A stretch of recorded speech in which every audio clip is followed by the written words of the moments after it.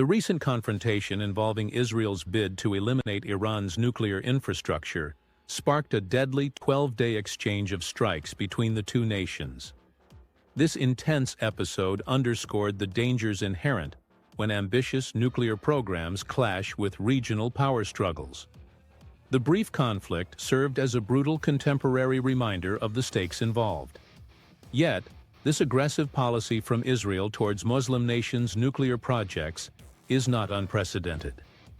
Decades earlier, in the 1980s, Tel Aviv collaborated with India in a secretive effort to sabotage Pakistan's nascent nuclear sites.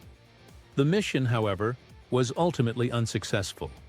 The key question then is, how did a nation like Pakistan, not known for its advanced economy or industrial base, manage to develop a nuclear arsenal that made it a prime target for Israel? The definitive answer lies deep within the history of the Cold War era. In 1956, the Pakistan Atomic Energy Commission, PAAC, was created, established under U.S. President Eisenhower's Atoms for Peace initiative. This global program's stated goal was to curtail the spiraling nuclear arms race by offering technical and material aid for civilian nuclear power, provided recipient nations strictly refrained from developing weapons. Pakistan was proactive, embracing the opportunity by sending 37 scientists overseas for specialized training and acquiring crucial equipment with U.S. assistance. As a result, by 1961, it successfully operated a research facility in Lahore, and 2 years later, a small nuclear power station was inaugurated near the capital, Islamabad. The 1965 war with India, however, caused a significant and permanent shift in Pakistan's strategic outlook. Washington, Pakistan's main arms supplier, imposed an immediate arms embargo, severely punishing Islamabad for violating its agreement by using U.S.-made weaponry against India. Concurrently, Pakistan became acutely aware that India had quietly commenced a clandestine nuclear weapons effort. The prevalent sentiment among Pakistan's leadership crystallized: if India successfully acquires the bomb, Pakistan must, for its own survival, follow suit. Islamabad was suddenly confronted with two critical imperatives: securing a dependable international partner and immediately launching an indigenous nuclear weapons project. China emerged as that vital ally, and Pakistan's focus turned inward toward self-reliance. Zulfiqar Ali Bhutto, then foreign minister, articulated a determined, almost defiant stance. If New Delhi obtained a nuclear weapon, Islamabad would acquire one too, asserting the nation would even have to eat grass to achieve it. Following the painful 1971 conflict with India, Pakistan suffered the loss of its eastern territory, which became Bangladesh. Just 3 years after that defeat, India detonated its inaugural nuclear device, codenamed Smiling Buddha. This test was particularly galling because the technology utilized was derived from aid the U.S. and former USSR had provided under the strict assumption it would be used peacefully.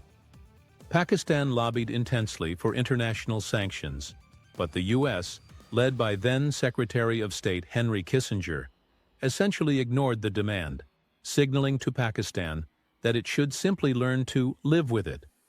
Crucially, in 1972, even before the Indian test, Bhutto had already convened a highly classified meeting of scientists and officials in Multan, where they secretly committed to weapons development. This covert endeavor was officially known as Project 706, Pakistan's equivalent of the Manhattan Project. This urgency was driven by a powerful never-again mentality, a recurrent historical pattern where states facing deep national humiliation resolved to prevent future weakness, creating a dangerous chain reaction of arms development rooted in shattered pride and political isolation. The program gained a pivotal figure in Dr. Abdul Qadir Khan, a highly trained nuclear physicist employed at Urenco, a major European uranium enrichment conglomerate. Khan volunteered his expertise to Bhutto in 1974, providing a critical alternative path. Returning from the Netherlands, he reportedly brought back key centrifuge blueprints and immediately initiated a separate, parallel uranium enrichment effort, relying on highly enriched uranium, HEU. While the PAEC continued its focus on the plutonium route, Khan rapidly established his HEU enrichment facility in the secluded town of Kahuta. To procure the highly regulated components from Europe, Khan established a sophisticated and extensive web of shell and front companies, one famously succeeding while masquerading as a butter production plant. The strategic brilliance of this approach lay in its ability to discreetly acquire small, commercial dual-use components, such as parts for vacuum cleaners, washing machines, and precision engineering equipment, which were then utilized to build the complex weapon system domestically. With full state backing and his international network of contacts, Khan successfully imported nearly all the specialized equipment and spare parts required for a fully operational enrichment plant, bypassing global non-proliferation controls piece by piece.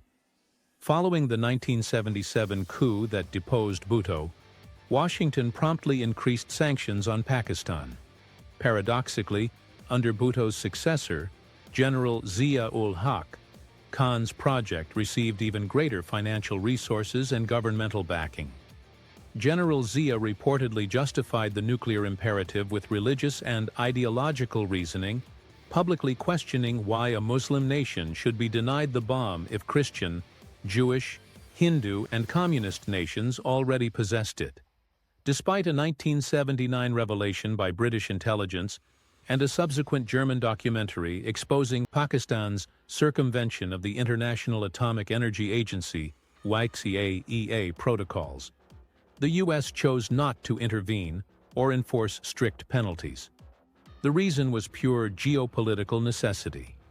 The Soviets had recently invaded Afghanistan, and the Iranian Revolution had just removed the Shah, a crucial U.S. partner. These two seismic events made Pakistan an indispensable regional partner for American interests. The resulting Pakistani strategy was described as the best of all worlds, maintaining the illusion of having the bomb without officially possessing or testing it. This allowed Pakistan to continue receiving vital American aid, while effectively deterring India, keeping its regional rivals strategically off balance. In 1979, the CIA discovered intelligence suggesting that Israel was actively contemplating a military assault on Kahuta, though that specific plan never fully materialized. However, after successfully bombing Iraq's Osirak reactor in 1981, Israel redoubled its efforts and began planning a preemptive strike on Pakistan, explicitly seeking India's operational cooperation. Israel was consistently uneasy about any nation in the region, particularly a Muslim one, gaining nuclear capability, fearing it would inevitably pose a threat to Tel Aviv. The U.S. reportedly became involved in the process to strongly discourage India from proceeding with such a hazardous collaboration, warning that it could trigger a catastrophic war. General Zia-ul-Haq, in the meantime, persistently continued to deny that Pakistan possessed any nuclear weapons capability. Nevertheless, in March 1983, Islamabad implicitly confirmed its nuclear status by conducting its first-ever cold test of a nuclear device, a critical step in development.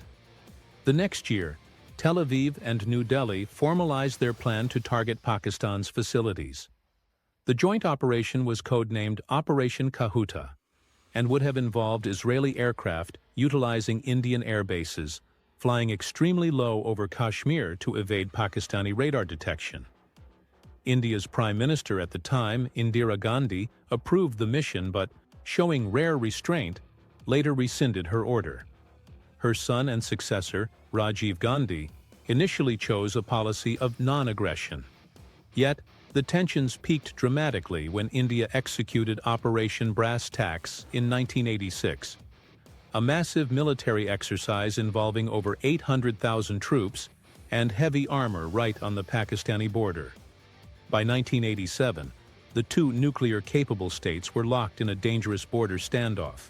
with the risk of a war triggered by a preemptive strike constantly looming, and military jets hugging the terrain to practice their strike routes. In 1998, India conducted 5 further nuclear weapon tests, escalating the regional dynamic. Against the backdrop of renewed reports regarding a potential Israeli air attack on Pakistani facilities originating from Indian soil, Islamabad rapidly answered with its own series of detonations. This move successfully established credible nuclear deterrence in the region, fundamentally changing the balance of power. Pakistan's bomb, however, was accompanied by international sanctions and significant controversy. In the early 2000s, Dr. A.Q. Khan was implicated in a vast nuclear proliferation scandal, accused of leaking weapons technology and sensitive blueprints to nations including Iran, North Korea, and Libya. Yielding to intense U.S. pressure, then-President Pervez Musharraf placed the scientist under house arrest, forcing him to issue a televised national confession, acknowledging that the reported proliferation activities did occur under his direction. Following Musharraf's removal in 2007, all legal action against Khan was dropped. The physicist passed away in 2021. Supporters of the program contend, however, that nuclear deterrence has been a critical safeguard, arguing it has prevented numerous destructive conventional conflicts in South Asia by effectively limiting the potential for war escalation. They maintain that this ultimate power, now held in reserve, prevents India from treating Pakistan with the same kind of military aggression that Israel applies to its own neighbors, ultimately guaranteeing the maintenance of Pakistan's sovereignty.